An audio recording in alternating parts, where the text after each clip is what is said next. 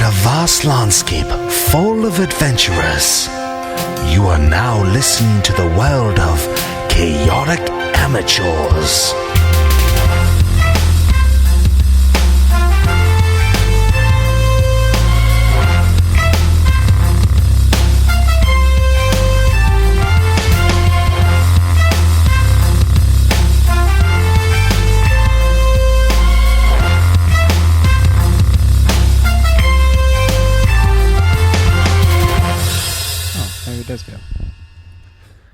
And welcome back to Chaotic Amateurs.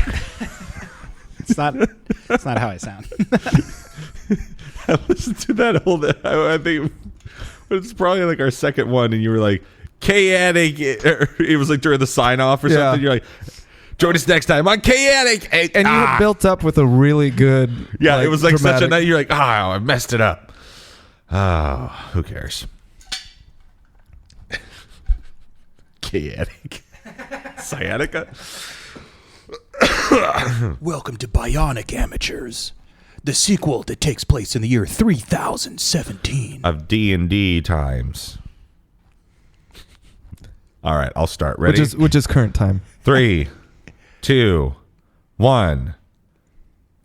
And welcome back to Chaotic Amateurs. This is your new host and DM, Bentley Michaels. Oh, brother. Ladies and gentlemen, we are going to be doing what Chris Hardwick does best and doing a wrap-up show here. Talking Chaotic Amateurs. I am Bentley Michaels. To my left is Caleb, who played Yamhorn, and Minnie? Minitra Duatre or something like that. Yeah, that's right. Menatre, yeah. Yeah, Prima Noctre. Yeah.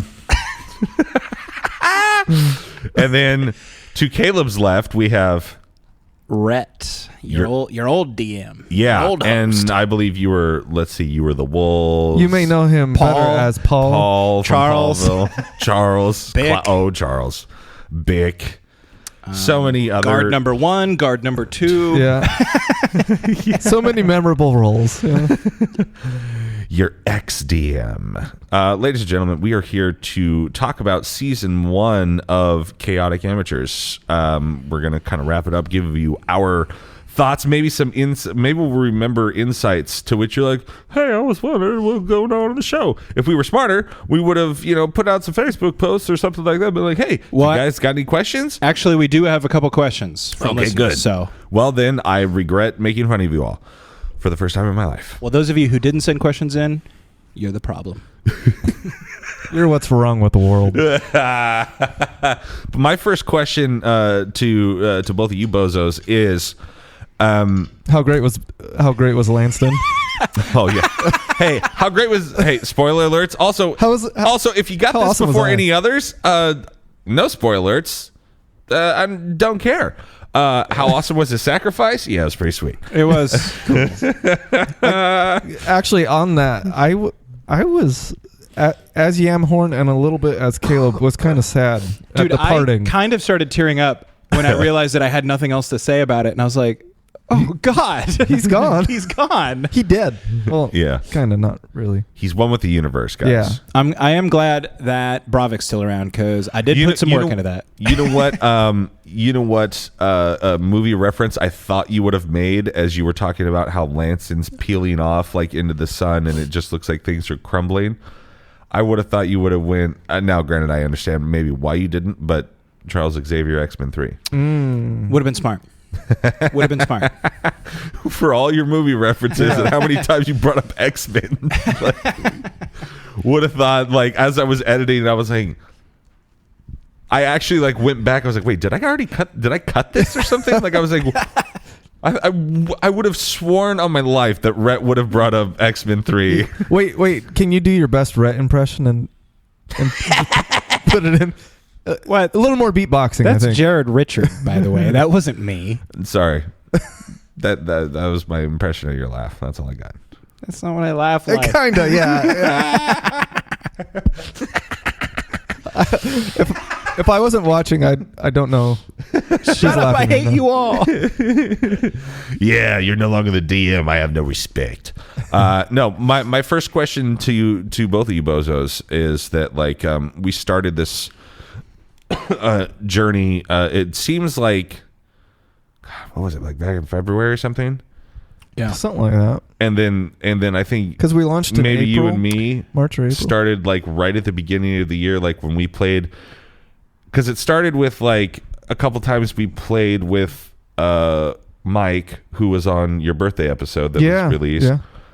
And we were going to start, and you were DM, and you had just gotten like the guide, or like, how'd you get into it, and then B, why'd you want to start? Oh my gosh! So, because not what I was expecting. Like you were like, listen to Sneak Attack podcast, and I was like, oh okay, they do voices and stuff. I was like, oh yeah, that sounds fun. And then I listened to all of it and was like, oh, that was an awesome show. Yeah. And you were like, you want to start a D&D podcast? I was like, well, yeah, but I had no idea Captain Cool over here was okay. in D&D. Thank you for that. That's pretty generous. But yeah, growing up, it was a D&D desert, and so I was never really exposed to it early. And then once I started getting into podcasts, and I think it might have been through my brother and me and their side. You have a brother? No. The side podcast, The Adventure Zone. Okay. I somehow stumbled on that, and then that just opened the floodgates, and I just started listening to every D&D podcast I could find. And what drew you to D&D specifically? I Well, think you sold me with voices and improv. Yeah, I thought I was trying to scratch you where you itch. Okay. Hot. But yeah, I think it's just, I don't know. I've always been a sucker for Arthurian legend and that kind of stuff. And then having another way to just completely get into that and kind of suspend reality. Yeah.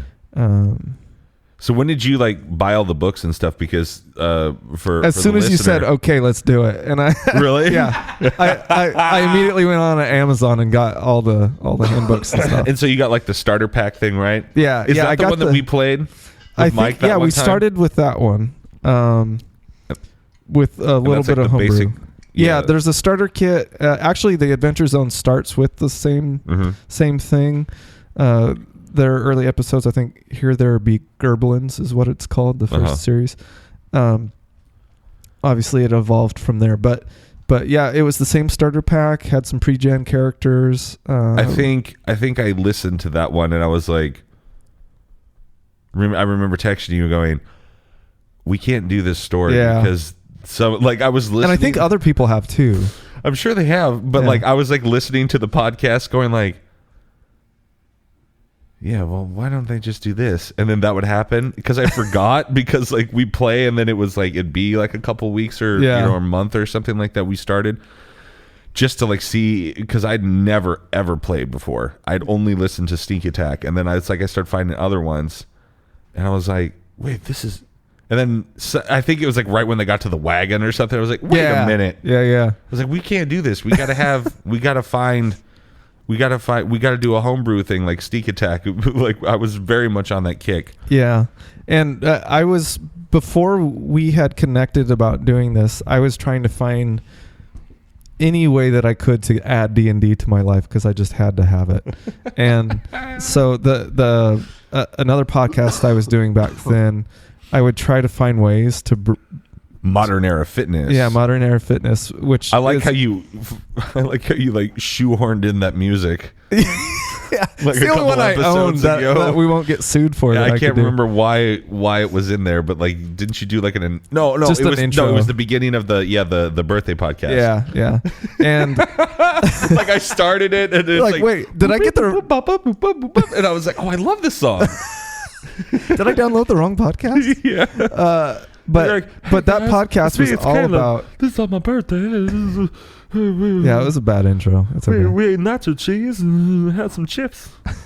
Is that what I sound like? It was a great night. Yeah, it was a great night. I had a great time. I got drunk. But shut up, Brett. It's not your turn yet. But doing that Modern Era Fitness, I tried to find ways to bring in dice rolling, which totally does not go with that podcast because we just talk about like health and fitness and stuff. And so Mike got kind of annoyed with that, but I didn't. I miss putting your ads in the 45th parallel. Yeah, it's okay. But after that, just didn't cut it for me. That wasn't enough. So I reached out to Bentley. Yeah, yeah. How many squats? We've done crit that. fail. I've done that. I've done that in my fitness classes. Yeah. You would be the perfect person to roll then, because you'd be like, well, one squat, everyone. Yeah. No, it's a crit fail, so you got to do like double, so you got to do like 40. Oh. But and then that's when I reached out to you and we started talking, and this became an idea. Yeah. I liked it was just some weird random thing. I think I was probably messaging you about your show, or like, because if I'm listening to another friend's podcast, then it's like I do like running commentary throughout, like things that I enjoy. And then I got to the end of it or something. You're like, yeah, that's great. Have you ever played Dungeons and Dragons before? I was like, what? Like a little kid asking no nerd. Sports idol. I think that was probably my Can I have a response signature? too. No, nerd.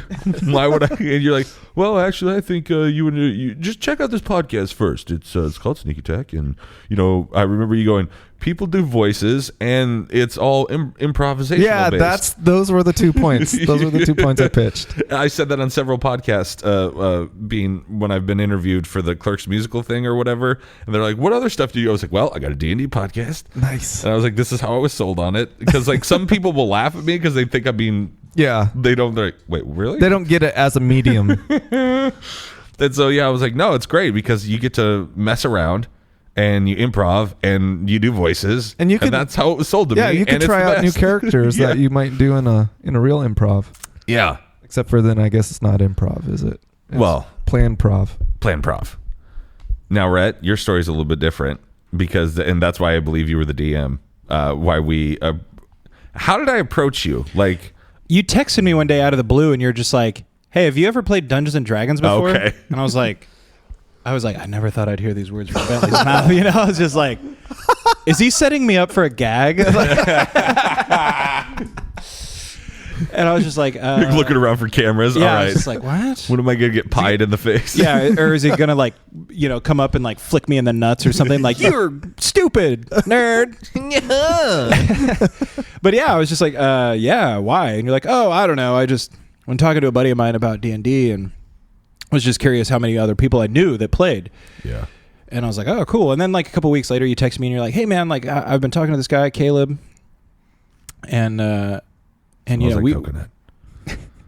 and we've been thinking about like doing some Dungeons and Dragons. Like, how familiar are you with like the rules and like all this stuff? And I was like, oh yeah. And then you were like, have you ever DM'd before? Yeah. And I was like, yeah, that's like primarily what I do. Yeah. And you're like, how comfortable are you making up stuff? Yeah. And I was like, that's all I do.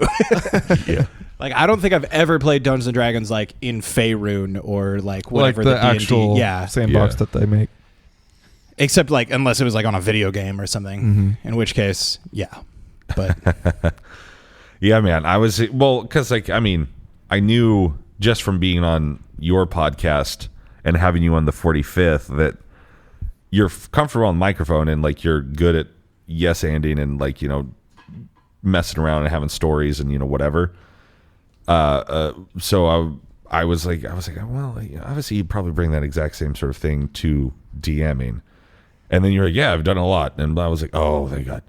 It was actually, Caleb was actually the hard sell because he wanted I did not know you at all. Yeah, well. He was like, well, I don't know him and I don't know if we could. And I'm just like, he'll be fine. You've heard him on I like sent him your episodes of the 45th. Yep. I was like, here's his personality. He's just like us. And I listened to a couple of your episodes of the podcast.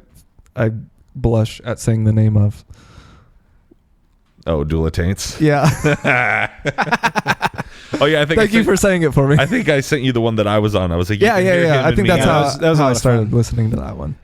Yeah, that episode was a lot of fun. And that was a lot of just like riffing off each other. Yeah. Like, but yeah, and I remember you were saying that. You're like, well, don't get your hopes up. Like, I got to make the sale to Caleb. And I was like, well, whatever works, dude. I'm not like invested in this. Like, if you guys want to play some D&D, like, great. Like, I've been wanting to put together. And I kept like saying that to him. Like, I've never sold somebody harder on something that I honestly couldn't care less about. I was like, I know this is going to be fine. Yeah. Ugh. And Caleb's like, Yeah. well, no, we gotta look at all the facts and the figures and make sure. That's me. That's I don't blame. He's right. That's me. Oh no, is that you? I haven't got to know you at all. Can we take a short rest? But I need my stats up. no, I don't blame you, dude. This thing is like definitely like Caleb's baby, you know. So Yeah. I'm honored that you No, guys boy. took the risk, you know. Well, I'm We happy. gambled and won. Oh. No. Yeah, we but yeah, those first 2 times I think we just sort of recorded and played the book thing. Mm-hmm. And Like kind of a you were test the or- DM. Yeah, you were the DM at the time. And I was like, this isn't going to work with just me and Mike. And Caleb wants to Yeah. play so bad, and I could tell he wants to play way more than he wants to DM. Well, it's a little bit of both. It was a struggle because I didn't see any other way to facilitate it. Okay. None of us had really played before. Yeah. And I felt like I was the one that had been steeped in D&D for the longest amount of time. You know, just listening to the podcast for a year or two before we started talking. So, How long were you? Really? You were listening to Sneak Yeah. Attack like since the beginning? yeah. How'd you find that? I think, Accident? yeah. Google search Dungeons and Dragons podcast. Yeah, I don't remember how it all started. I think I was listening to the back catalog of my brother and my brother and me because I had just found that one. And then somewhere in there, they do the very first episode. And then after that first episode, everybody liked it. And so they started the side one. And that's where And they play with their Got hooked. dad, don't they? In Yeah. Adventures? Yeah, I love the Adventures. Merle High Church Yeah. is his character's name. That's funny. Yeah. The when was like the first time you played? Probably like before I was 10. Interesting. Yeah. How'd So that happen? Well, okay, so I have my older brother and I had a cousin too who were super into role playing, and my mom was into Dungeons and Dragons. Like my mom still to this day like plays Magic the Gathering. Are you kidding me? No, That's hilarious. yeah, a little bit. And You got to get her on as like a 4-episode arc this season, next season. no, She will show us how to play the game. She's like, what is this crap? Amateurs. Red Point? Shut up. it's called Mom Point now. Rhett, get in the corner. God, no. No, Mom, I can play with my friends. You can stay out of it. It's my rolling tray. But I honestly don't think my first exposure to role playing in general was Dungeons and Dragons. But I don't recall. I remember like somebody, like one of my friends having like, advanced Dungeons and Dragons or whatever. Oh, that's old school. Old school, yeah. And then Is I that remember like the second edition? yeah. And then I remember being a little bit older, like in middle school, and going to the book bin over here in downtown Salem, and they had an RPG book section, and they had Dungeons and Dragons 3.5 player's manual for like $10. Mm.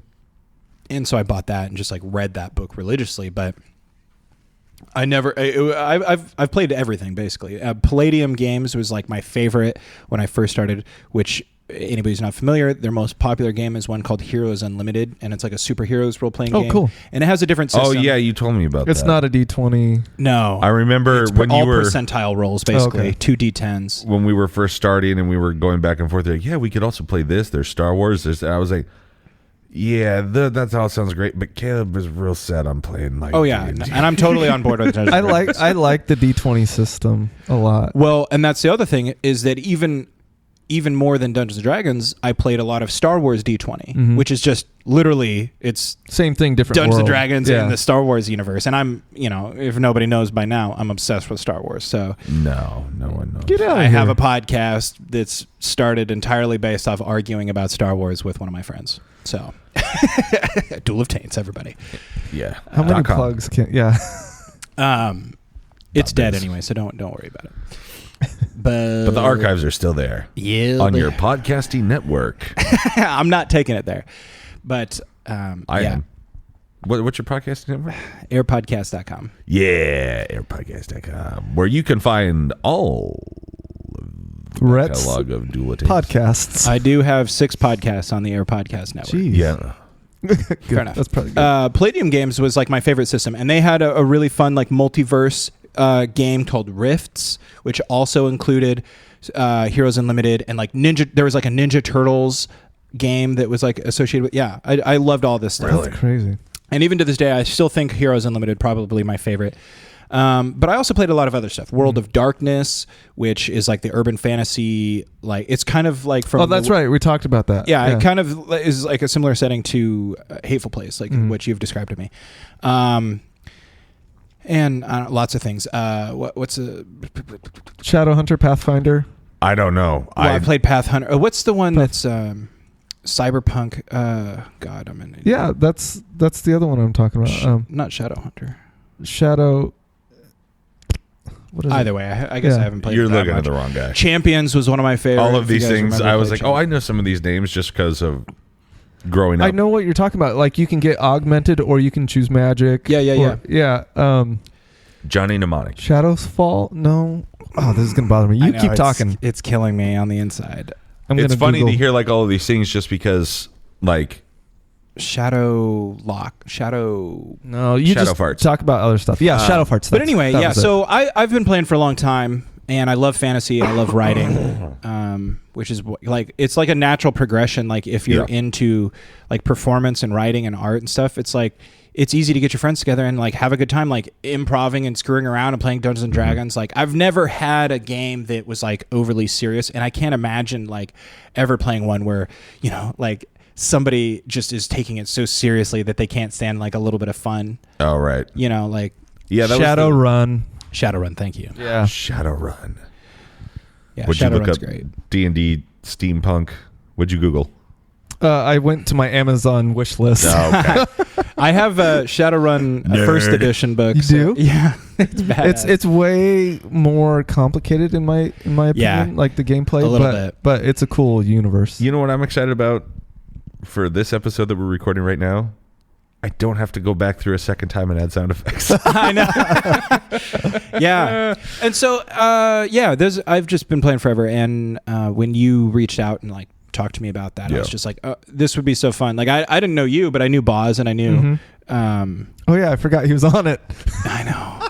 I think he left episode 14 or something. Somewhere around there. He came back one for. Remember, he was on board with what I consider the best Chaotic Amateurs episode, which is, and the Oscar goes to, which is where Yamhorn was just like, over there, this you see. When we get over to Well, and I definitely want to talk about some of the episodes. I just want our listeners to sort of have a background. Whereas me, I grew up as an AV kid and theater kid. Nerd. And you would have thought that I would have been playing for a while. But like all of the kids that I knew that played D&D also like were wearing Marilyn Manson and like Korn shirts, and like they had those jeans back in the mid 90s that were like at the bottom like 26 inches around or something. And I was like, I don't want people to look at me hanging out with them. Like in high school is like mainly the time that I specifically knew about D&D and that sort of stuff. And so like I was like, I don't want to be associated with those guys. Like, yeah, I feel you. On those that guys one. are weird. Like, I'm normal. I do theater. Yeah, normal.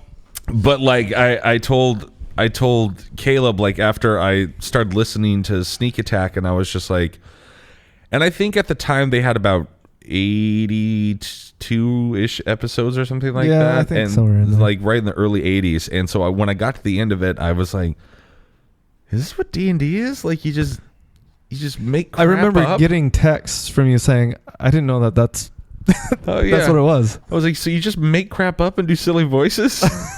You're like, yeah, pretty much. I mean, there's rules. And I was like, yeah. But like, I mean, the way that Reed hosts Sneak Attack, like, I mean, yeah, there's like, you do learn a lot because I was actually surprised like the first couple of times that even if you listen to like the first couple of episodes of Chaotic Amateurs, like I had, and we all did, but like I was listening to myself going like, cause I'm hypercritical. I was just like, you actually had a fairly decent grasp of what was going on. Like, you know, like, yeah, there was a couple things of I would forget to add stuff and or whatever, but like, I mean, that's still true, and I just don't care. Yeah. But I mainly do it to annoy Caleb. What's your modifier? But yeah, we were kind of primed by Sneak Attack and hearing the rules and in action. Yeah, 80 episodes of it or whatever, and then Rhett's kind of a similar. I mean, you're pretty easy DM to get on with, like, which is why I liked you. As the DM, pretty much always it was DM and entertainment value were almost the same thing for you, at least because obviously we know we're recording a show, quote unquote, so like I like the entertainment aspect, like Rhett's getting phone calls. Tinder dates here. Message. I gotta go, guys. Is that your Lanston? Yeah. I gotta go, guys. So what my next question was, what made you choose the character and kind of class or whatever that you did? Because you were a paladin, right? Yeah, officially a paladin. You know, I saw kind of what characters you and Boz were thinking about playing, and I just wanted to have something that could handle close range. But I'm always a fan of casters, like playing online RPGs like Dark Age of Camelot. That was my jam for a long time, and still would be if I had $15 a month to spend on a video game that I never have time to play. I always played hybrid characters that could cast and get in and scrap, like clerics and things like that. Okay. And so that was kind of my motivation, even though paladins are a little more scrap heavy and less caster type. Yeah. My goal was to get to a certain level and then be able to pick some of the spells that really attract me about clerics and things like that. And druids. Gotcha. Are my other favorite, druids and clerics. I'm the druid now. But I didn't want to play a straight druid though. Yeah. Considering we had a bard and a wizard, I figured it was a little bit smarter to pick something. Metagaming. I mean, I wouldn't have mattered to me. We probably would have had a lot shorter episodes sometimes if there was more wizardry. Yeah, that's true. Yamhorn swings and misses again. Yeah. I go for divine smite. Crit fail. I think when we look at the character, I honestly think that Airtorn probably had like the most hits. Yeah. Especially with his what do they call it? Specialties or yeah. Oh yeah. When right. when he had a like +7 to yeah. things. Yeah. House of Thessalis. There was that one episode where he's like, I'm going to do this and I'm going to roll and it's going to happen. You ready? Yeah. And he rolled because he Kobe's had it. Yeah. He had such a high plus or whatever. I was like, yeah, and that's like 24. So we're like, crap. Yeah. Yeah, I never saw his character shit. Like I knew he was a bard and like, which is why I kind of pushed, like, I mean, Sneak Attack did it with like their sort of back character episodes, but I also thought that would just be good. I was being more pragmatic to like have more episodes like in the hopper type of thing. Yeah. But I also thought it would be good for the audience and also like the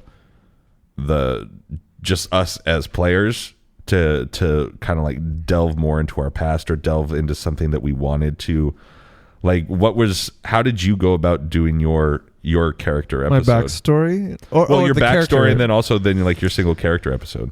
Well, the character episode, that's easy. It was pretty much all on Rhett because he had an idea of where he wanted to go with things.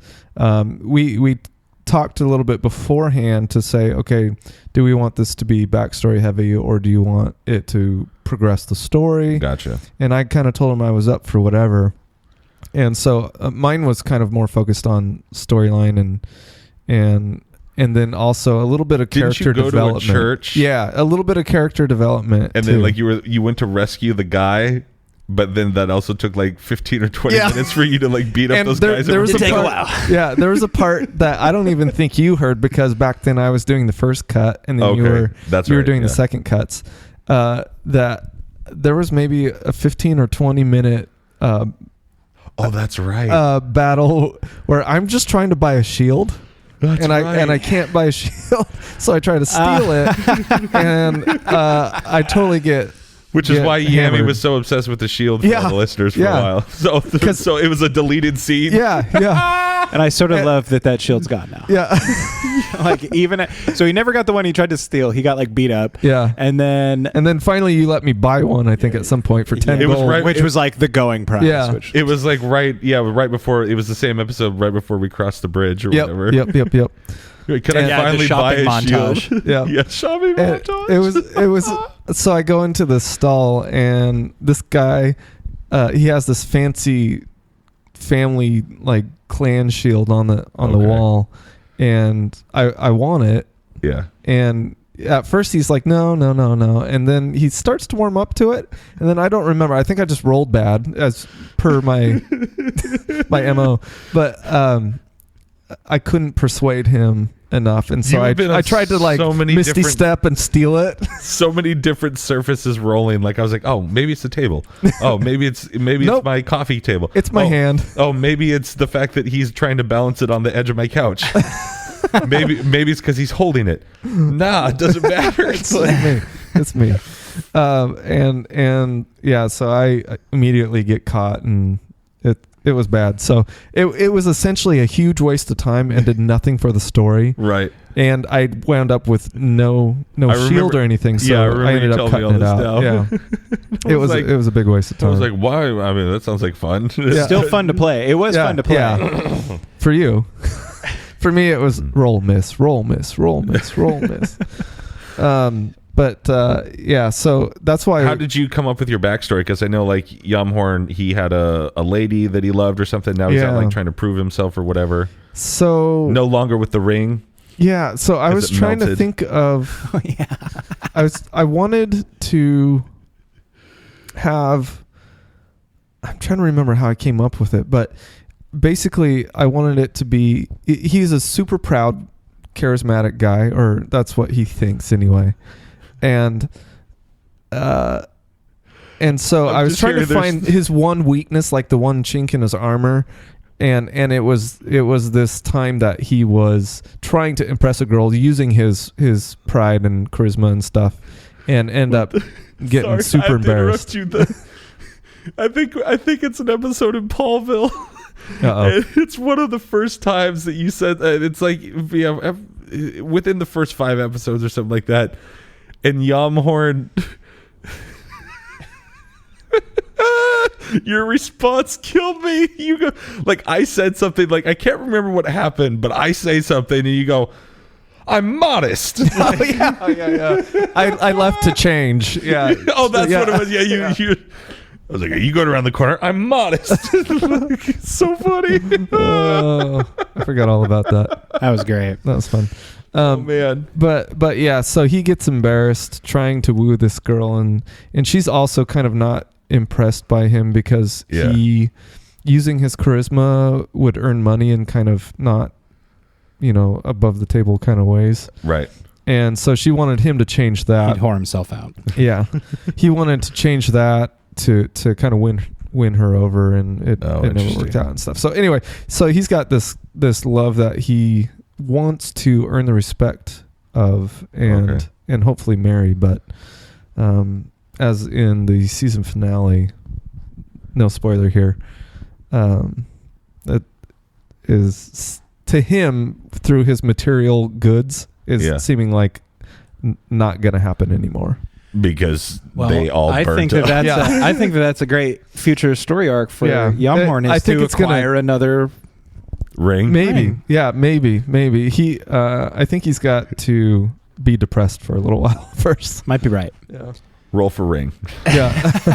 Crit fail. Yeah. Every time. I'll tell you what, I'll give you a dozen rings if you just roll anything not a 1. I can't do it. God, why? Yeah, I think you said this on one of the episodes, but roll for roll, I think you got the shaft the most consistently throughout. Yeah. I think my average is very, very. It's probably all below 10. I'd say because we had this thing where you would.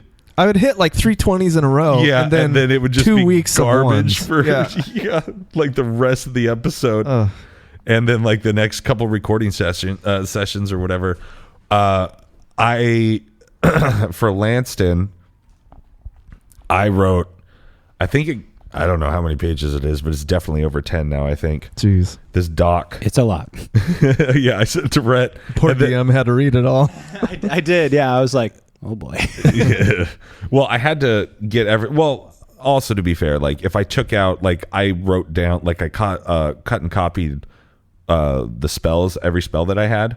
So as I got more spells and stuff like that, like I wanted the description so I could read it and I didn't have to have it on just the character sheet, which I will require of you guys for season 2. Cool. But because I want to be able to like look at everything you guys do. So yeah. Like when you say understand our when you say it, I can be stuff. like, okay, there's everything that they're doing. But the whole backstory, I don't know, it was like a fever dream. I was like, okay, well, he's a forest gnome. And I read like the thing, like how to create a character or whatever. It's do this, then have one of these. So I was like, okay, so what's this? All right. Boom, boom, boom, boom, boom, boom, boom. Here's some sentences. And here's, okay, what's the trauma? It's okay, I'll do this, this, and this. And then based off of like the, I don't know, couple paragraphs or whatever I wrote, you came up with like some really good stuff for my character episode. I like listening to that one. It was fun to edit. I mean, dude, I like listening to them all. Like, it was they're all so unique. But I really liked Lanston's character because, like, in classic me fashion, I was like, yeah, I got a couple ideas. I'll write you an email, and I wrote you this email, and you text me back here. I just read your email. Why do you even need me? You just basically wrote the whole episode. I know, yeah. Because as soon as I started writing, I was like, oh, then this could happen. Then this could happen. Like, because those character episodes were a little bit more groomed as far as like, doing a certain thing that would like move something along in the story, also to give backstory and that sort of stuff. They're definitely a little bit more groomed, but I mean, we were still rolling and stuff, but like we inevitably knew the outcome. Spoilers, guys. We knew the outcome. Yeah. But I didn't on mine, but well, so Bentley's, I asked to be surprised. I think that's the difference between you and I. Like, Bentley you want to planned plan a lot it out, of his, and I like to see things unfold. And I gave him a bunch of scenarios, and then I was like, "What's he going to use?" Yeah. Yours was a lot of fun. Boz's was interesting too, and it's both you and Boz were like, "Yeah, just like surprise us a little bit." And I really liked your general idea that you had. You're like, I was thinking something like this. Like, I got to go find a cleric for this thing. And I was like, all right, cool. That's a really good start off point. And I had kind of like a general outline, but then a lot of that stuff we just kind of like improv'd. And actually, like, as far as your episode goes, like, I was re-listening to it the other day and I was like, dude, there are some serious, like, heavy RP moments in here that I was like so proud of. I was like, dang, like, we made some art right there. That's good stuff. I liked it. I just remembered the connection between my backstory and becoming a paladin. Okay. Like, Yamhorn's dad is like part of the police squad or whatever where he's from, but being the typical cops kid or preacher kid, you kind of rebel a bit, and so he was relying on his charm to get money and get things that he wants and get out of stuff he doesn't want to do. Yeah. And but he wanted this girl. This girl wasn't happy with it, and so to win her over, he was trying to pick a better path. Gotcha. And take the path of the paladin. So. Gotcha. But his old ways are still in him. Hot.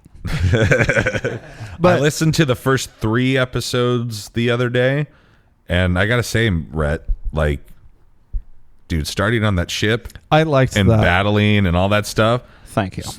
It's a badass. Yeah, not saying that the later episodes are bad, but I think my favorite were maybe the first 10 episodes, like especially Paulville was a lot. That of fun was a lot of fun.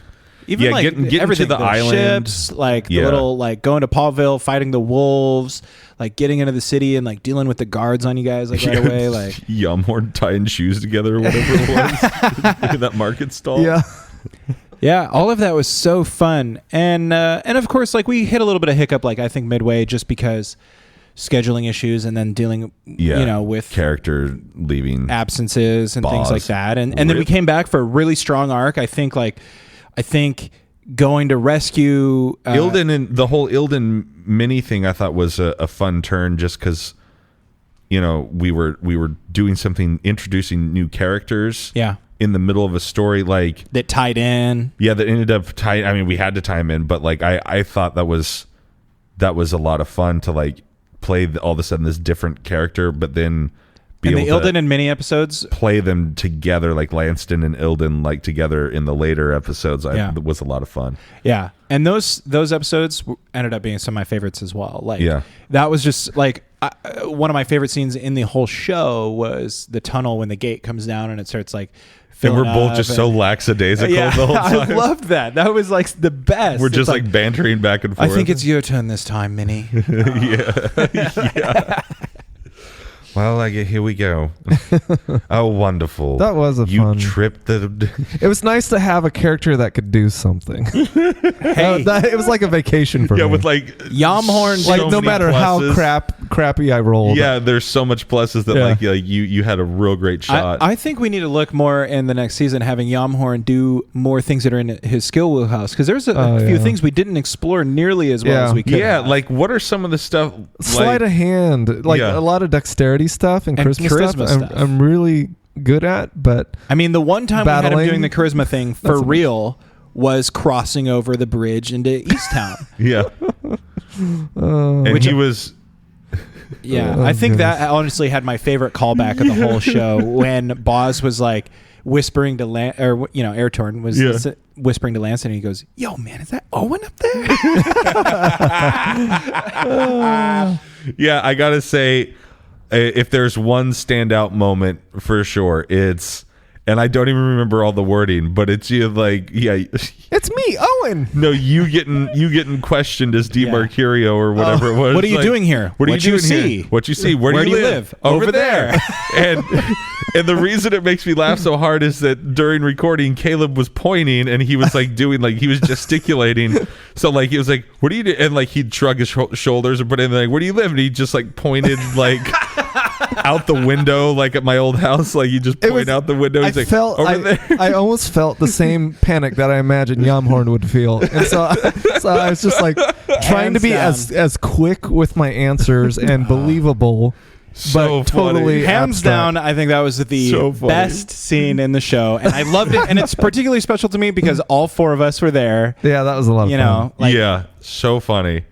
Yeah, it was a bummer that Boz just in case you guys wondered what happened to Airtorn and that sort of stuff, it was just kind of he was in prison and he escaped during the chaos of the volcano eruption thing. All of that. And Lance had made sure with his dying moments that he was healed. Mm-hmm. And but it was more as a player and stuff. It was just one of those things where he goes, "This happens to me every time I start playing. I'm liking it, and then I just nah, I'm good. I've played enough D&D for the next couple of years or something like that." He'd filled his tank, and I was like, "All right, well." It sucks because he was one of my favorite players. He was my favorite character. Yeah, because he just didn't care. Yeah. I love when he all right, I'm out of here. I'm going. In the very opening episodes, regretted his character and what he rolled, and so he was just from episode 1, he's I don't like this guy that I rolled, and I want him to die. He was the best performing, right? Which I think is why the character worked so well, because he you guys are planning how to get out, and he's "I'm going to convince this guy to take me upstairs," and he's just upstairs playing music or whatever for the. It helps having a character. He's "Yeah, oh, that's right. Yeah, in the first episode, I'm going to go play music for the captain. See ya." Yeah. It helps having a character on the Adventure Zone. Travis's character, whatever his name is, I don't remember. Ironside. That's a transformer. No, that's a guy in a wheelchair who's a detective. Oh. But his character was driven by he rushes in. No matter what, he rushes in. And I think Boz was our version of that. We're sitting there planning, and he's just I'm gonna knock you out. See you. So, like, he's the one that's going to set off traps. He's the one that's going to get things Yeah. in motion. Either way, He's things the are getting Greg. done. Yeah, exactly. Yeah. Exactly. I loved it. Yeah. I So if he's Buzz, if you're listening to this, I know you're not, but we miss you. yeah, we Yeah. miss you. I tried to I was like, hey man, we're recording like the finale. It'd be cool if you came back and like, and if you want to die, and he goes, I was like, if you want to die, you can do it some great way. And his only response to me was like through text, he goes, I told Rhett to throw me off a bridge or something. Like he told me how he told you to kill him or something. He's like, he didn't do that. Maybe. No. And I was like, no, Because he said he wanted to be there for it. Oh, okay. And he never came back. So come on. Yeah. Maybe he's hung in the town square for screwing the Barons. Ooh. Oh, interesting. We'll find out in Dang, season what 2. a We just sad happened to way pass. to go. We passed by and we see him hanging from a noose. or Lanston something. passes nowhere. Not anymore. He's Rip. passed on. He passes through our hearts and minds. I had a lot of. I told you guys who I based him off of, right? BoJack Horseman. No, Lanston to me, he's just Rafi from the League. Oh, I can see that. Jason yeah. Mantzoukas' Oh, I character. in the haven't League. watched Oh, that. you've never Yeah, watched it? yeah. It's just Jason Mantzoukas. Do you know Jason Mantzoukas? Maybe. What You else? ever is he listen in? to How Did This Get Made? The podcast. I did once by accident, Oh, okay. just recently. He's I don't know. He's in a lot of stuff, but like he's very very abrasive. Like Rafi from the League is very much like this dude that like just he's kind of like Charlie and Frank from Sunny in Philadelphia. Like lives in Gotcha. squalor, is crazy person. Like, but I mean that's his voice. Yeah. It's just like, well, all right. Look here, jerks. And how did this get made? Like whenever they bring Jason out on stage, when he walks out on stage, everyone boos him, and then he grabs the mic and he goes, "What's up, jerks?" And so I was listening to a bunch of those episodes. I was like, I need a "What's up, bozos?" So like that's where it all, that's okay. yeah, and so like I mean, voice wise and sort of, I mean, not really personality wise, because I mean, Lanston was fairly nice, but like as it went on, I tried to make him, and Eratorn wasn't there as much. I tried to make him a little bit more of like that. No, we're going. yeah. To like we move needed story that. forward. That was another interesting thing. Is like also thinking about Rhett. I would be interested to hear your opinion on this. Is knowing that we're going to play D&D and it's a game and it's by chance and it's like we're rolling and we never, except for I think twice in the Lanston solo episodes, we never fudged a roll. But it was just because it was taking so long, and then you and like you kind of hear you go like, "Huh, you got it." So because we had like tried to roll like 3 or 4 times for the same thing, and so like I cut those out, and then like that was like pretty much the only like fudgery it was in that solo episode because that was long. Like we went almost 2 hours. Yeah. And we were getting to the end, and we're both like looking at each other, going like, Yeah. we know where this needs to, like, let's just get there. And so There was a couple like on the fly sort of like adjustments. Like I remember like Mostly for listening back- Yamhorn probably because he's constantly. No. Like But- don't but- be down on You yourself. do hit. but what I meant was like An how 8, much does that hit? how much for you as the DM and the guy in charge was rolling, but also knowing that we're creating a product. Like how Right. much did you battle with sometimes during going like, no, I'm going to make them roll more for this, or this will take story long, so I feel better about this. Like, how did you balance that whole thing? I don't know. I definitely, obviously, anybody listening to this, like, I favored progression and like dialogue and role playing and storyline more than I valued fighting. So any chance that I could get you guys to like roll outside of fighting, I was happy to let you guys do that. And some of my favorite things having you guys do were when you guys would fail, and then I'd be like, okay, like Yamhorn in the Dungeon of the Whisperer. At the end, he makes the jump over the lava, and I laid it out plain for him. I was like, if you don't make it, like, this is what's happening. Yeah. And he rolls, and I was like, okay, here's your option now. You can lose all your things, Yeah. and I'll give you a reroll with a bonus. You know, those were my favorite things, were to just like stick a stick in your guys' spokes, you know, and Yeah. and things that also like progressed and changed and like threw things on their head. Yeah. As far as the fighting goes, like I was always aware of, you know, like as a podcaster, like time is always in the back of my head. But the problem is when we get into the zone, maybe this is just me, But when we really got invested into some of the gameplay, it's super hypnotic. It you is. you lose your sense of place and time a little bit. Super annoying to edit. Right. Yeah. Sorry. No, it's great. Like, just like, but I'm sitting there, I'm like, okay, so where are we at? Like, my rule was like basically every 10 minutes from when the last piece of music stopped. So basically every 13 to 15 minutes there was a music cue, and I just kind of be like, okay, this is a good spot to start, just because like, yeah, this will kind of keep it going. But yeah, some of those episodes I'm just like, gah. Yeah. Why did I say I'll do this? Yeah. Well, and I had a bunch I think I'd like to go back to the system where you do the first pass. But I'm going to export out you like each track or whatever. Oh, so okay. Because my least favorite part is editing out the like, because I told you the final episode we recorded 96 minutes and it came out to like 77. Yeah. Which is pretty impressive. And so like between listening to all of it, tightening up spaces, taking out our cursing, and then like, you know, making my list for sound effects and like where music cues are and all that sort of stuff. It took me like 4.5 hours, and I was just like, yeah, oh, man. But that's only because we started using my computer and my stuff. So then I was like, but I think I'm gonna start sending you with a flash drive with all of our individual tracks, like they'll all be balanced and stuff.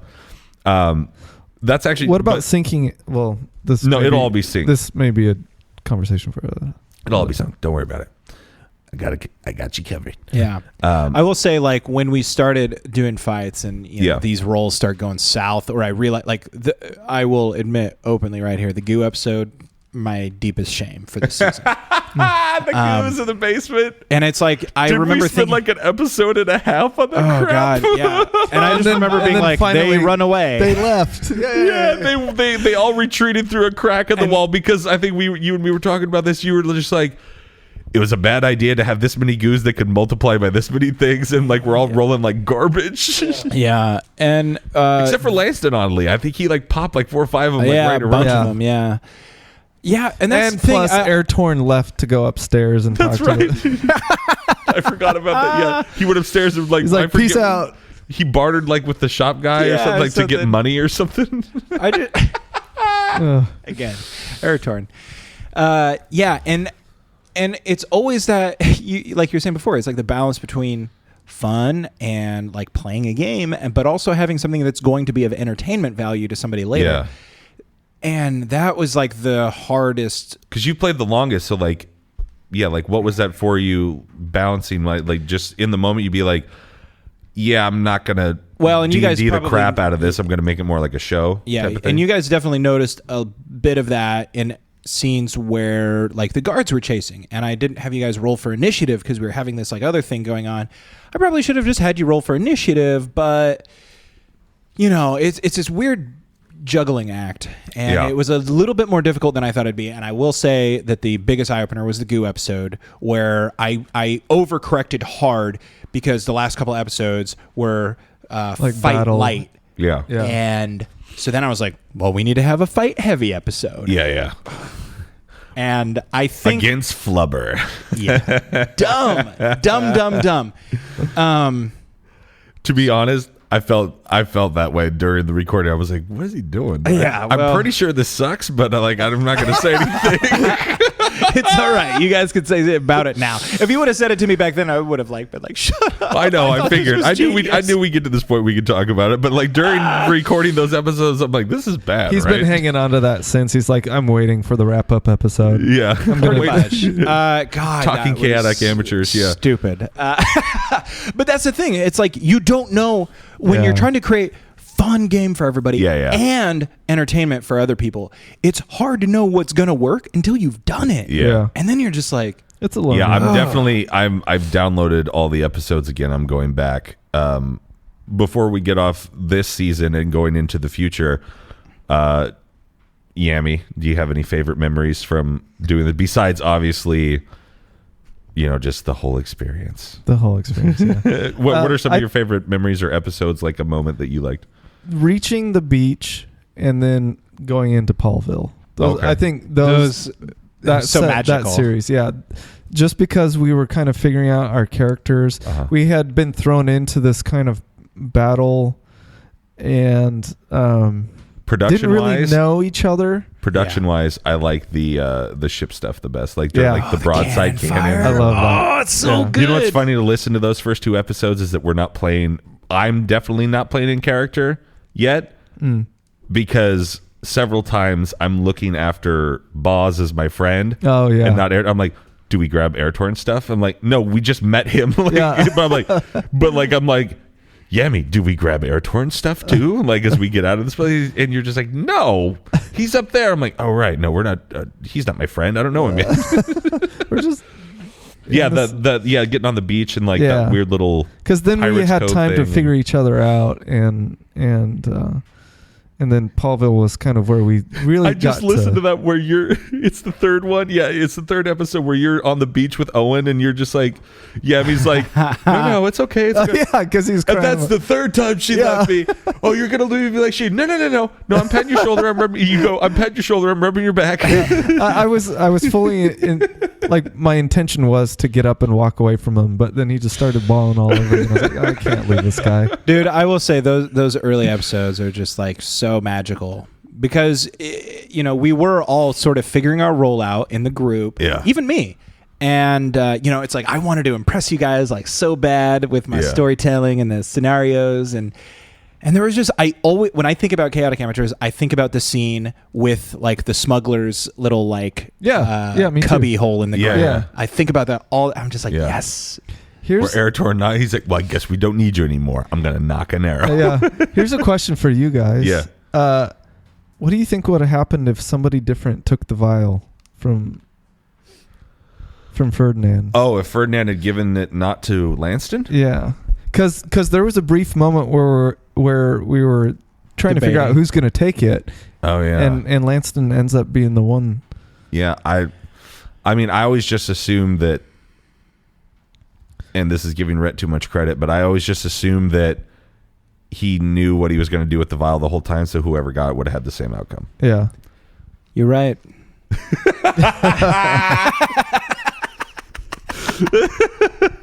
No, honestly, I mean, I don't know. No, I will say sometimes I felt like a writer from Lost, for Lost, where I'm just like, you've been dead the whole time. But for the first 10, 12 episodes, I had everything written out so great. And then I'd go back and it's like, I'd look at the storylines that were kind of cut off because you guys went this way. And I'd be like, all right, here's where we're going. And I'd like rewrite it. And it worked out so great. Did we ever like cut something off that you were able to like bring back later in a different area or anything? Or that you were really bummed that we didn't go into? Well, I'll say the biggest thing I regret is setting up such a sweet side quest for Airtorn that won't be realized. Building the loot and like getting the I forgot about that. That's my biggest regret. My other biggest regret is not bringing back the crew of the Curio. Oh yeah, I was gonna have them be dudes. Like a. Well, they made a brief reappearance in my solo. That was either the crew of the Curio or the crew of the Razorback, the other ship that you guys commandeered. It was the Razorback. It was the bad guys. And the whole time, I wanted to bring back the captain and his like first mate or something, and I wanted them to be like recurring bad guys, like Team Rocket and Pokemon or something, But I just never found a good place to do that. Okay, not flick him now. Yeah, now he deserves it. How dare you? I just never found an organic way to do that, and then we kept moving on to the other things, and then not to crap on the season format that we've recently discovered. Yeah, but I like that it ended at episode 25. By the way, perfect. Yeah. It's a good. But before we knew we were going to do that, I wasn't sure how long it was going to go, and so I thought I'd have all this time to like do all this other stuff. You will. And no, for sure. I'm not worried about it anymore or ever. But that was one of my big regrets was not bringing back the recurring bad guys that I wanted. Also, like I wanted to have a bit more callbacks to, Biggs and Wedge and I don't know. I always expected them to kind of show up at certain points, and I definitely wanted them to. And I think I will say both the greatest aspect of our show and also the part that's hardest to work with is the time limit. Yeah. You know, we show up and, you know, our first few sessions, we had like 4-hour sessions and we just went for it, you know? Yeah. And then when we show up and we have like these 2-hour sessions, we record like 2 episodes or whatever. It's great because like I think brevity is an artist's best friend. Yeah. Especially for me. Yeah. I'm the same way. And, but Deadline so whore. Like forces us to, when is it due? All right. I'll start it 4 hours before. but it forced us to constantly have interesting things happen. Yeah. And forced us to really think on our toes. And also, but like, I think brevity is the big thing because people don't want to just like listen to all the boring stuff, like us debating on how to get the perfect move, or I don't know what it might be, but but because of the brevity, we did miss on a couple things that I really wanted to do and ended up just pulling the plug on.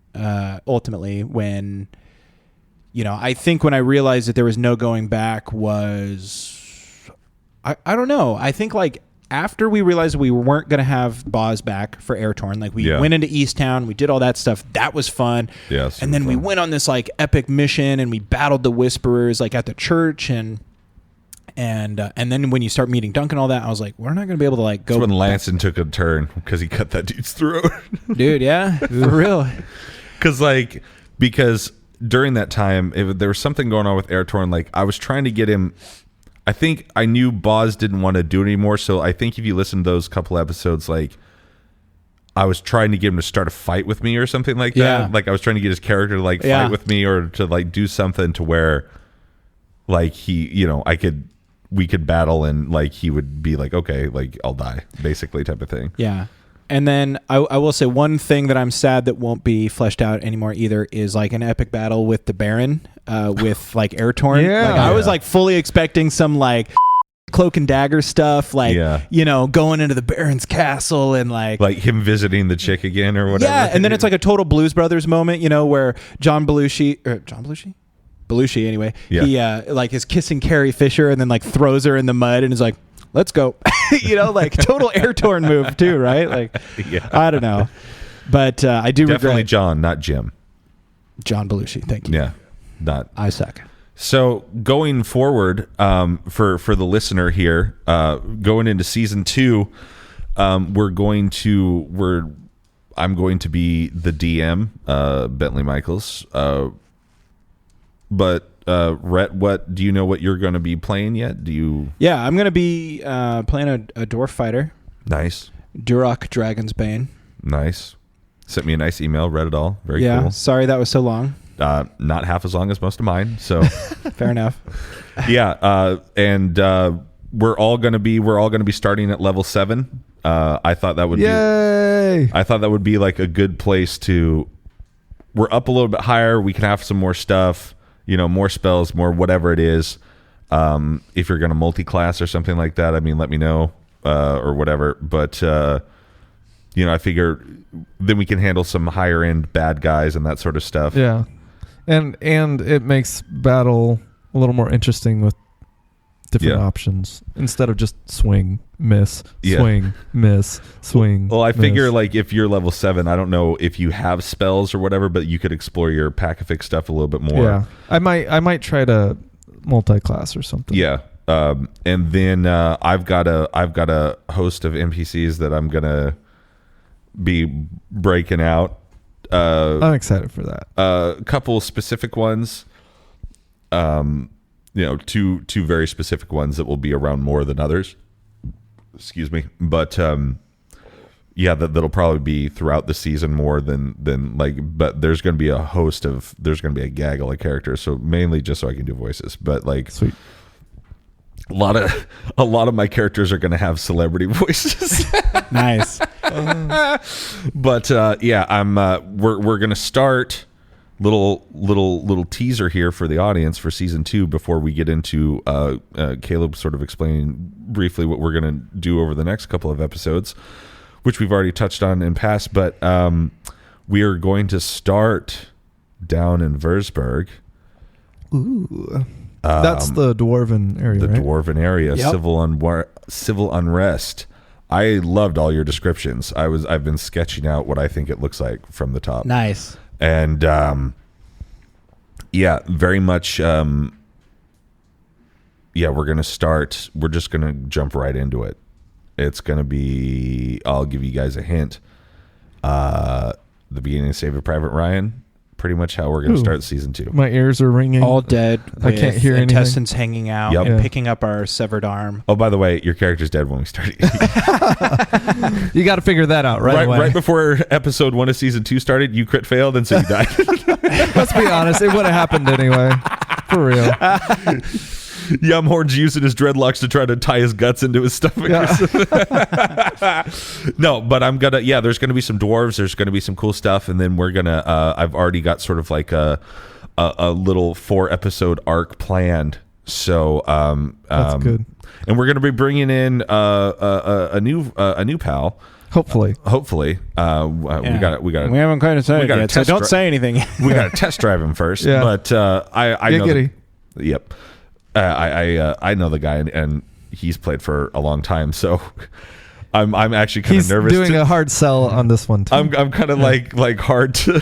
I feel weird like DMing in front of this guy who's played for like 20 years, but he's also super nice. Like, I mean, personality wise, he'll fit right in. But Is he going to be a backseat DM? Like, actually, that should have been charisma or something. like you in the first 7 episodes? Yeah. I can't have another backseat DM. There can only be one. Him and Caleb just start fighting, like fist fighting. Well, actually, right? I'm pretty sure that you would use the intelligence checks for that. You're stupid. It's wisdom. Ret point? Oh. I do not recognize your ret points, nor will I take them. You can keep your stupid rep point. This game is a bunch of garbage, and it's all fake. Yeah, it's Dungeons and Dragons, idiot. No, he's not like that at all. I gave him the podcast. He's a big fan of Sneak Attack.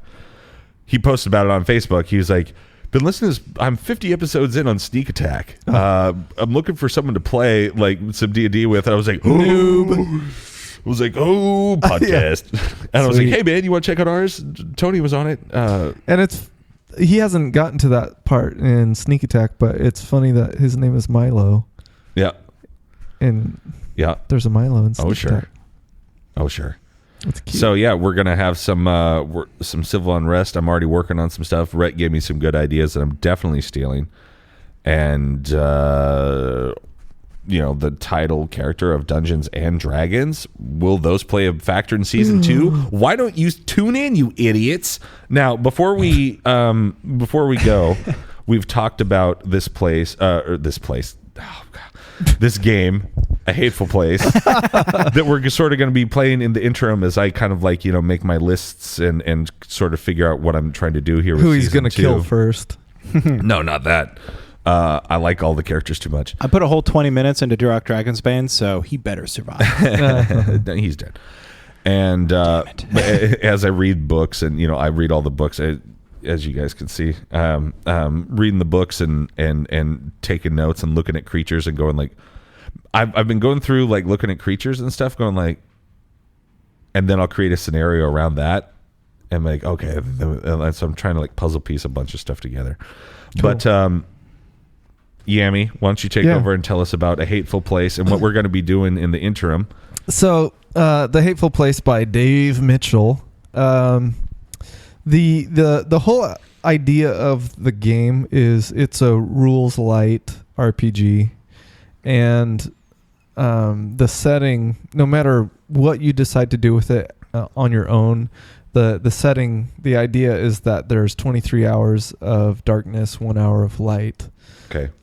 How that happened is kind of up to the person running the game. I think he refers to it as a referee in this game. So Gotcha. So I expect you all to call me either referee or coach. Oh yeah, and you're going to be the. I'm going to call you coach. Okay. You're going to be the DM. Yeah. So I'm going to run the game, and hopefully Milo can make it in. We're going to do some character gen next, or not next time we. Yeah, next time we get together. Yeah. And I believe for the listener, I believe what's going to happen is after this episode, you're going to hear me interview the creator of the game, so you can get a background on him and a background on the game. But then, and he's going to explain it, and then after that, we're going to play for however many episodes it takes. Yeah, I have. Well, here's the thing about this game. Yeah. With Dungeons and Dragons, DMs tend to well, depending on the DM, tend to be very kind to the players, and they don't always want to murder them, right? Whereas the Hateful Place, as the name would indicate, it's not a nice place. Yeah. And so chances are your character will die. It's just a matter of when. I like how quickly they die. I'll give you guys a little teaser on the setting. All right. Something happened around our current time in our current civilization, the one that we live in now in 2017. Okay. And that set things in motion, but the game will be set about 100 years ahead of now. And there won't be advances in technology. It will be as if there is no electricity and, no internet and cell phones and things. So, didn't they do a show? There's like a couple seasons of a show like that was on TV like about 5 years ago, maybe, like where all the electricity. Yeah. Oh yeah. I can't remember what it was. It had the father from Twilight in it as a main character. And Nerd, not flick 'em again. And the guy and the girl from Lost who played a character. The pretty one? The blonde one. Oh, with the face? Julieta or something. Oh yeah. She was Julieta in Lost. She was the mom. Was she the Australian one that dated the guy from Drive Shaft? In Lost? No. Man. That had the baby? Oh no. She was and the Julieta was like with the others I thought beginning. The lady that had the baby was with the Hobbit. Yeah. He was the band member from Drive Shaft. Yeah, Drive Shaft. You are everybody. Buddy, yes. Oh, I hate you both. You said Drive Shaft. I was like, is that a movie? Dude, Drive Shaft, I'm not ashamed to admit, is like the best band name ever. Like the best band name ever. So yeah, you're gonna run the game. It's all sort of pre-laid out, right? Well, to a certain extent, or okay. So I encourage everybody to buy the game. One, to support indie gamer. Yep. Indie game developers. But two, everything that you need, if you're creative or not, is in the box essentially. Yeah. He's got a great scenario generator, encounter generator, monster generator, scene generator. Everything's included in the package, and it makes it really easy. So I took some of what he provided in the generators and mixed it with some a book that I really enjoy. Oh, okay. And so kind of hybridizing the two. Let me guess, Lord of the Rings. No. This might Not everybody's be, as genius as I am. Yeah. Did you read Simulacron? The Simulacrum? Okay, that was a test. No, I thought it was a Silmarillion. You failed. You're a nerd. That was a Silmarillion. Not Flick. No. You guys are the ones pretending to be other players for 25 episodes. Other people. But so definitely check the game out, and we're going to be having some fun with it. The character gen we're going to probably do next time. Yeah. And then set the scene, maybe get an encounter in. I'm hoping. Yeah. I guess we should. Do we have to do the character gen on mic, or is it possible? I'd like to just to kind of for game exposure. I feel like it would be fun for everybody. Yeah, that's to right. hear. We're kind of play testing the game and all. Yeah. Okay. Like it's been out for a while, and he's sold a ton of copies of it. It's not like we're new. We're jumping and we're doing him a favor, but more exposure is better, I think. Because I think he's in the UK. Okay. And so getting a US audience would be kind of fun. Sweet. And with all of our subscribers, you guys got to. The book is really cheap too. Like I was looking at buying inexpensive. Thank you. Sorry. No, actually, it's high quality. Inexpensive though. Yes. It's a great deal. I was looking at buying. Hey, you cheap? You can buy it. I was looking at buying the book, and I did. from Lulu.com. Yep. Anyway, it's like $10. And of course, it's like print on demand, which some people think is hokey, but honestly, you're getting a brand new, untouched book. It's print on demand. They print it, they ship it. And I think shipping's like only a few bucks, but either way, it's a great investment if anybody's interested in indie RPG games. Yeah. And after we play it, we do our little arc or whatever. I'm not sure exactly how it's going to work, but I'm assuming we'll get a couple episodes out of it. Or yeah, I'm something. hoping if you guys survive Just long one, enough. we both die instantly. Yeah. Well, that's fine. We'll just That's we'll the thing. The character very gen, first encounter could be the end. which is fine, and then we'll just character gen and and these guys walk out of the shadows. Yeah. Ooh, who died here? What a bunch of losers. Falls through Get the some- ceiling, and oh no, you're in the same spot. Yeah, the monster turns around, and then there's these people standing behind him. How dare you kill those innocent people? We are the real heroes. I'm doing a different voice now. But then, after we play a couple times, I definitely want, I would love, I'm going to try to have him back on, after he listens to us play it. Tell us what we did wrong. Yeah, basically, have him sort of give us a review and, Your characters live too long. Yeah. I don't appreciate how much your characters live. All right, Christian Bale from The Prestige. No, it was young Michael Caine. Same thing. Michael Caine. Yeah, you got it. One more time. Michael Caine. There was a ruby the size of a tangerine. Size of a tangerine. So we're going to be doing A Hateful Place. The Hateful Place. I want to get it right because it's like The Hateful Place. Yeah. And I believe the next episode, if you so choose to download, will be an interview with the creator, and then after that, it will be us playing because that's life and businesses and cash and paychecks. You know what I mean? Wait, you're getting paid for this? Bailey's been making that mad chaotic amateurs money. Yeah. You guys will get your cut soon enough. But I'm gonna be DMing and taking my sort of shot at the helm and see. Oh boy, it took us 9 months to do the first season. Yeah. Man, not looking to being forward to being creative for 9 months, but I figure it's a good challenge rather than showing up and just complaining about Rhett. Be like, where are we fighting goose this week? Yeah. Wait. I'm looking forward to being the obnoxious players for once. Yeah. So speaking of that, I know we got to go, but I want to know who's your character? What are you going to do? Give us a little intro. I thought he did. Did you? I said I was Durek Dragonsbane. He's a dwarven fighter.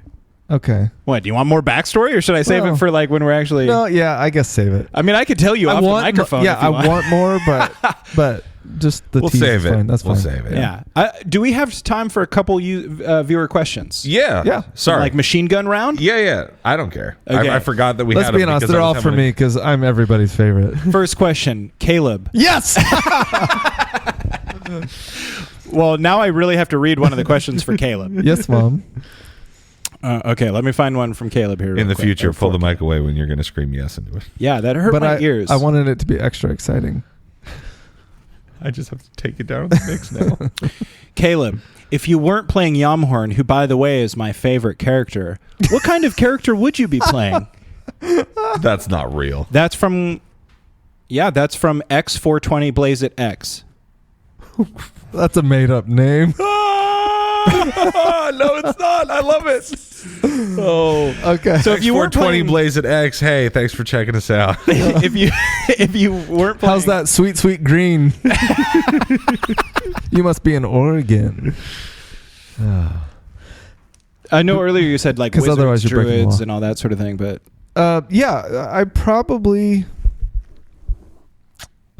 I am a sucker for elves. I'm a sucker for the cleric and druid.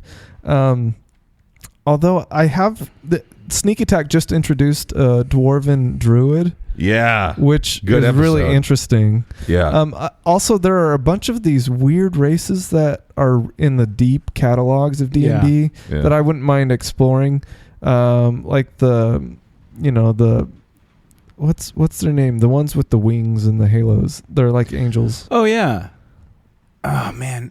And also Drow are pretty interesting. I was thinking about digging out a Dragonborn for this one, Ooh. but I decided that I wasn't going to rip off my favorite D&D podcast, Crit Juice, Boo. because my favorite character from that is a Dragonborn fighter. There you Well, go. you should have been. I decided to play a race I've never played, dwarves, a class I've never played, fighter. So aside from the whole casting thing and wanting to do a cleric or a druid, I would probably next up would want to choose some sort of like rogue.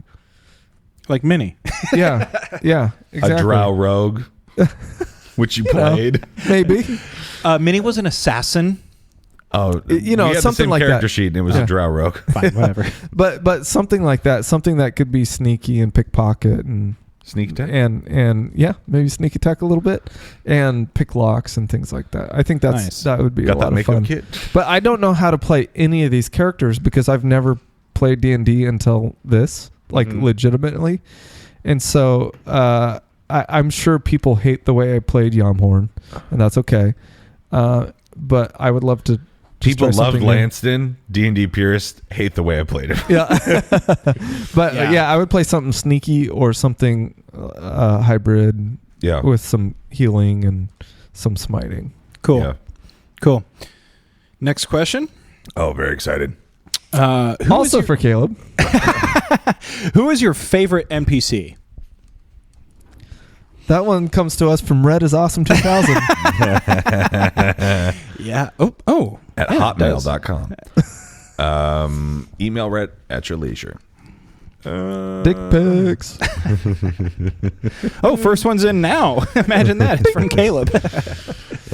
I don't know, man.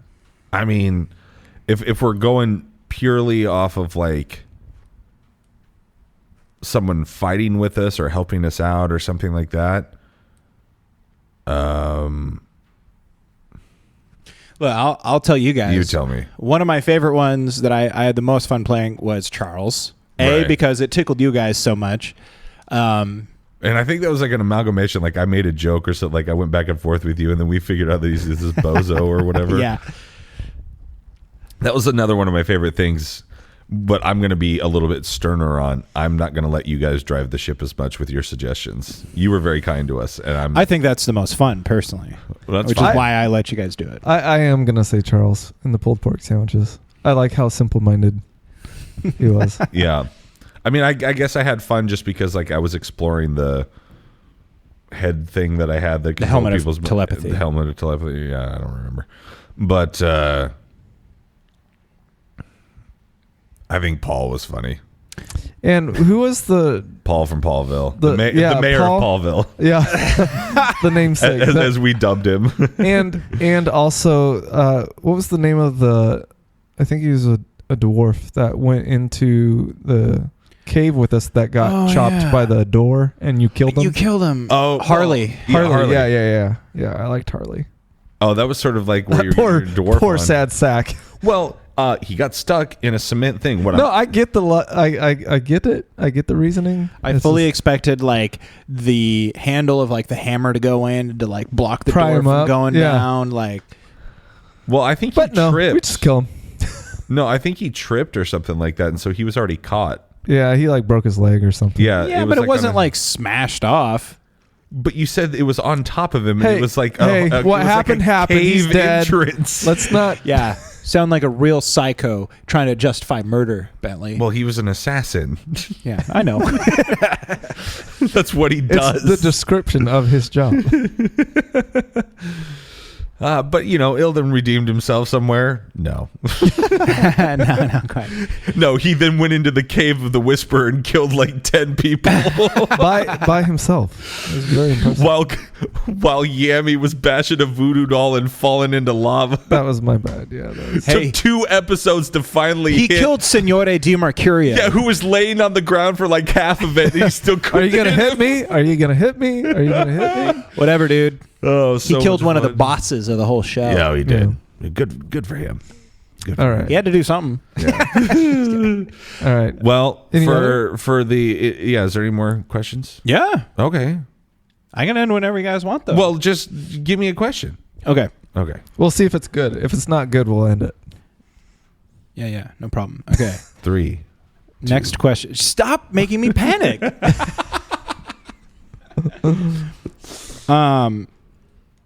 No. Next question was, what was your favorite character that wasn't yourself? So who was your favorite one to play with? And obviously at a certain point it became, that it was just you two, but include Boz too. Airtorn. My favorite, like the dynamic that I created of Lanston thinking they're best friends and constantly trying to impress him like a son to his father or something like that. I love that dynamic just because Boz and I would talk like off mic. He's like, I'm just gonna keep. I was like, do it. I'm gonna keep coming at you. Like we're gonna be best friends. He's like, nope. And so so yeah, that was probably my favorite dynamic, or my favorite character for him. And then once he left, like slim pickings after that. Well, no. Like once he left, I really we got so focused on playing different people and then like really progressing story, and it was just different just because there was only 3 of us. Mm-hmm. Yeah. Instead of 4 of us. I think 4 is like the magic number for role playing. Yeah. I don't know. So it was just a different dynamic in me doing multiple characters. So there was different voices, different ideas. And I guess maybe my favorite thing to actually play was at the same time play Lanston and Ilden, because they're 2 very separate people. Yeah, you get to scratch 2 different itches. So really trying to be like, okay, this guy would react like this guy would react like this, but this is also going to affect this guy's stuff. And see, I couldn't do that. I don't think I could do that. I think because of your professional stuff, you could do it. I had fun doing it. Like it was fun to be that way, to be like, okay, yeah, this is going to cause a problem for Lanston, or this is going to but this is how this person would do it. So got to do it. And even, sometimes knowing that, like, as we got deeper into it, knowing that it would cause a problem, and there's certain parts, like, nothing jumps out specifically, but there were certain times where you would react to something. I'm like, dude, it's what he would do. Yeah. And you're like, but I don't want it to happen that way. Trying to stay true to the role play. Yeah. What about you? Who was your favorite player character that wasn't? Like, if I would have liked to have played somebody else, or just like, who was your favorite to interact with, or who was your or even play as, like, whatever it is. It's hard, but I think probably Lanston, just because I liked how quickly, not sarcastic, he was just like, okay, oh brother, all right, just very apathetic. Like I enjoyed that about him, how quick he was to be dissatisfied with whatever was happening, and I thought that was, that's a little bit of real life coming through. Yeah. Play to your strengths. Yeah. But that was a lot of fun. This is annoying as garbage. Yeah. I thought that was really funny and was a perfect counter to Yamhorn's enthusiasm and kind of excitement for life. Yeah, those early episodes, especially when we got to Paulville, when you did Owen and stuff like that, you're oh, you want Owen? Okay, no, that's fine. I'll just go back outside and change. Whatever you want. Just be my friend. Yeah. And then Paul's just like, he's not fully. He's like, yeah, but we just let him do what he wants. Yeah, I love that. Yeah. I loved, honestly, my favorite part was just coming in and sort of exploring the world with you guys, exploring it through your character's eyes, and just like the banter and seeing, like, it was always, like, for me, it was just as much of adventure as it was for you guys. Like, I don't know. I loved every second of those little moments. Those ones are my favorite. Like, yeah, we just let him do that. Or like, or one of my favorite Lanston quotes is, "The secret's in the cumin." Yeah. The spiced fish or whatever. I forgot about that. I kept waiting for that recipe to be like a quest item, like come the back. The only way you can defeat the Whisper. Yeah, the perfect spiced fish. Yeah, well, I had that. I've got that soup recipe that I got. Yeah, that's what it was. Well, wasn't I just repeating something? No, I actually made that up, right? The secret to the cumin, and then I brought it back later or whatever. Yeah, no, I said that to you. I think so. I can't remember. I think you said it as Paulville, and then I brought it back in my like later on, like what I in the solo episode, somewhere. The I was stew in The the soup old dish, yeah. kettle. I'll trade you for this, blah blah. The secret's in the cumin. Yeah. I always tried to like bring back stuff, like if there was like something that you had done or said specifically, or like it makes whatever. it feel organic. Yeah. I was always trying to do callbacks for like mainly to see if you guys would remember, and then be impressed that I remembered, because I have no memory. Yeah. That's why I listen to our stuff so much, because I was like, what happened? Yeah. It's almost like if I give it 6 months, I'm like, this is all brand new to me. Yeah. All right, one more question. One more question for the DM. Oh God. Halfway through the podcast, you started cracking open a can or something before starting. What was it that you were opening? Also, we stopped 8 episodes in, me doing like the announcer guy voice at the beginning, just letting It was Rhett like do halfway it through, yeah. because it was like you would do it, and then I would cut it out and like transcribe what you said, then cut you out doing it. Then I was like, this It's a lot is of dumb. work. Yeah. Yeah. This is stupid. I do miss that guy's voice, but But now that I'm the DM, hey, he's back for season 2. Aw, yeah. The chronicler of the wild stallions. he should be a character that just follows us around. Yeah. He's like heard about the exploits. Chronicle of the Wild Stallions. I forgot. I always forget that's who we are, the Wild Stallions. So stupid. You hate it, but I love it. Or there's like 3 or 4 episodes in a row where like we brought it up, and then like by like the 5th episode we brought it up, we were just like, okay, so is that what we're calling it? Like we all just like gave in, like I guess that's what we're he doing. pushed it so hard, and then I started thinking it was funny because I knew that it bothered everyone. So I was just like, Wild Stallions. I'm rolling with it. But listener, that was Rainier, probably 95% of the time. Beautiful golden Nothing but lager. class. Nothing but class. Vitamin R, baby. Except Brewed in for the Pacific Northwest. The last 2 episodes that we recorded here, it was like that. It was like an orange can. It was like something fancier. It was a red can. It was. Oh yeah, one time it was the Pyramid. You're right, that was orange, and Yep, then the it was time the after Pyramid. that it was Session, which was the red lager. That's right. That's right. Yeah, I was classed it thinking up of a the little bit. Pyramid. You know. Yeah, I think. Let's It was see. a can full of hopes and dreams being opened and let go. How many? Do we have 3 recording locations? So we had Your place, my place, my old house, and now now my here. apartment. Yeah. And then technically your apartment for the Oh, yeah. B-Day, for the Extravaganza. birthday. That's Yeah, fine. yeah, the 22 point. which I whatever. still haven't released the final. We've probably got one more episode out of that, so I should probably. Which cut- is me. You'll actually get to hear me DM, and Yeah. I thought I picked something that everyone would get. But everyone had been Impossible. drinking, and it was 1 a.m. It was as if Yamhorn had joined the game. Yeah, because we're all fighting a mummy, guys, and Like from Scooby Doo. That was obviously susceptible to fire to damage. fire, and I'm like, I'm at one point I pulled a red, and I was like, man, he's really walking away from those torches on the wall. He doesn't like those for some reason. And Caleb finally goes like, I think it's something with the torches. I don't think he likes fire. Yeah. You know, this has been a Real really great wrap episode. I want to say I've man. played a lot of RPGs. You guys are my favorite group I've ever had. I'm looking Oh, forward to thank you. season 2. I'm looking forward to DMing more. Like it's fun, and I'm gonna try to bring as many new characters and like little random NPCs and like whatever it is. Just Make it more difficult for the person after you to remember all this stuff.